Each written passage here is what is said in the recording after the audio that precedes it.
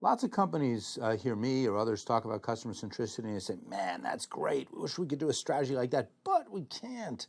We either don't have the data, we might not have the analytical capabilities, we might not have the technology to allow us to serve up different kinds of products or services to our customers.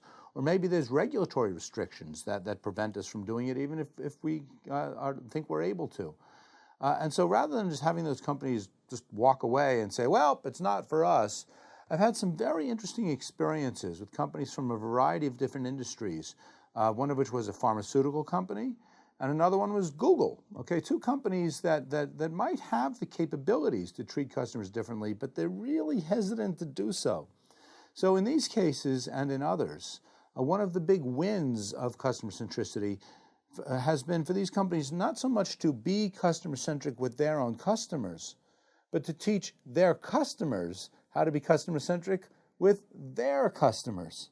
So I've had lots of good conversations with these organizations and others. Basically, they're listening very attentively, and I'm going through all these lessons about what customer centricity is and all the strategies and tactics and everything else that we've been covering in the course, and they're carefully taking notes, not because they're going to do this stuff themselves, but here's their thinking.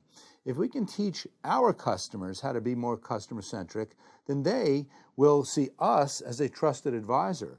Then they will become better customers of us. They will be more locked in. In the case of Google, if they can teach their advertiser clients how to be more customer-centric, then those advertiser clients will be better consumers of. They will buy more Google Analytics products, for instance.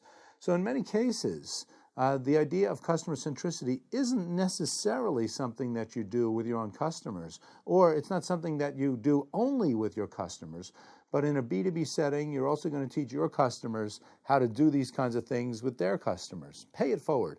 And I just love this idea because not only is it effective from a business standpoint, not only is it consistent with everything we say about customer centricity, the whole idea about making these investments and we're in it for the long run, we're not just trying to make a dollar right now, but the more that you can get others to be basically spreading the gospel for you, the more it's going to legitimize some of these practices, the more people within your organization who are really going to be able to understand them and talk about them and just make this conversation more ubiquitous throughout the entire ecosystem that your company is involved in.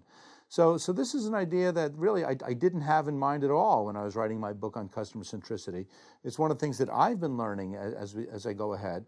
And so this idea of paying it forward, I think, is just one of many extensions of customer centricity that's, food for thought, something to think about. That might be a nice way for you to apply customer centricity or to expand it beyond what you've already been thinking about.